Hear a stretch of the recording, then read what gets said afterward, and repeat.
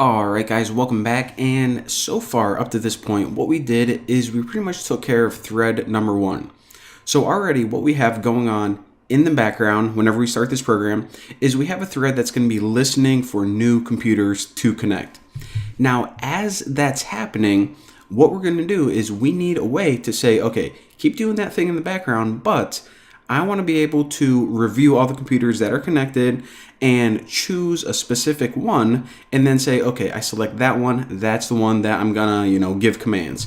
And then whenever we're done with it, we're gonna back out and then maybe choose another one. So sounds pretty confusing, right? Well, it's not. I'm gonna show you guys probably the coolest and easiest way to do this. So what we're gonna be doing is we're gonna be creating an interactive prompt for pretty much writing our own custom commands. So whenever you open up a terminal or a command line window, whatever you want to call it, you pretty much can type commands sending directly to your operating system. Well, if you ever use a program like Metasploit or MySQL from the command line, you know that sometimes you can type in like Metasploit and it pretty much gives you its own custom interactive shell or interactive prompt just specific to Metasploit. And you're like, how did they do this? How did they make a command line within a command line? And I'll show you guys that right now. So interactive prompt for remotely. All right, now I just didn't want to name this like prompt or whatever, so I just named this turtle. And I named it this because it was the only animal I could think of with a shell. I mean, I could think of other ones, of course, hermit crab, whatever, but this was the first one that popped in my mind. So remember, this is in thread 2. So we want to keep this running the entire time as well. So you can either write while 1 or while true, whatever. And now, in order to have your own custom command prompt, what you do is this. You take a variable and you set it equal to input. Now, if you want to add a custom little prompt, then what you can do is this. Turtle with some kind of / or whatever. So just in like the command line, let me show you. Whenever you open up a command line, what it does is it shows you a path to your working directory, wherever you are. And of course, you can change that, whatever. Well, whenever we run this program, it's just going to say turtle. So it's not going to say C user, it's just going to say turtle. And that's how we know that the commands that we type in, they're not going to be handled by our operating system. They're going to be handled however we tell it to.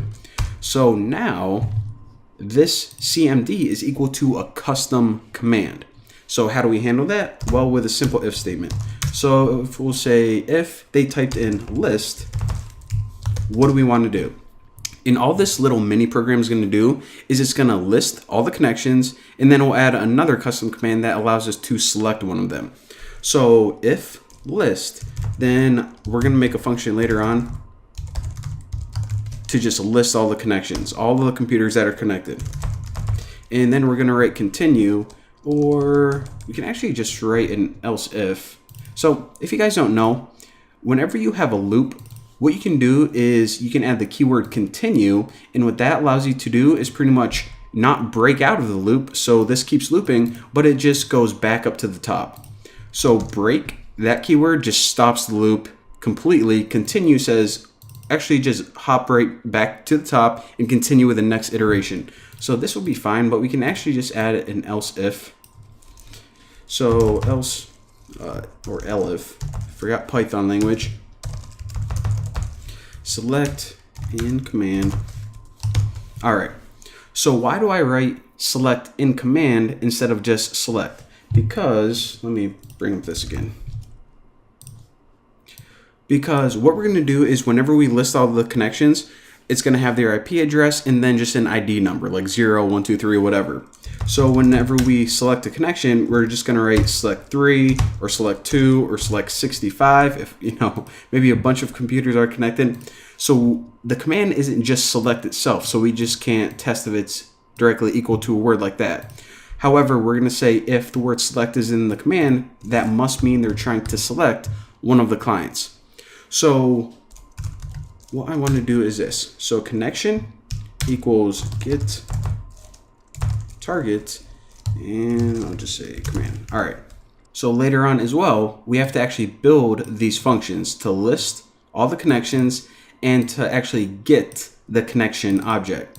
So we're going to be doing that in probably the next tutorial, and so that's why I'm not going to explain that right now. It pretty much, you pass it in this command and it's going to extract the ID number and get the connection from that. It's actually really easy, but that's what we're going to be doing. And now I just want to say none. So whenever we get a connection back that we chose, we just want to test to make sure it's not equal to none, because maybe from the time you started this till the time, right after you listed everything, they disconnected. Or maybe it's just this old connection that got, I don't know, it's still stored in your list for some reason. Well, it's always a good idea to make sure your connection is not equal to none. And then we're just going to say commands. All right. So at this point, we have a connection, and we saw this in the last tutorial. We can start sending them commands. Simple enough. Now else, I'm just going to add one more line of code here, and we're going to say else if they type something in to our little mini program and it wasn't the word list and they didn't select anything, maybe they just typed a typo, then I'm just going to print out something like command not recognized.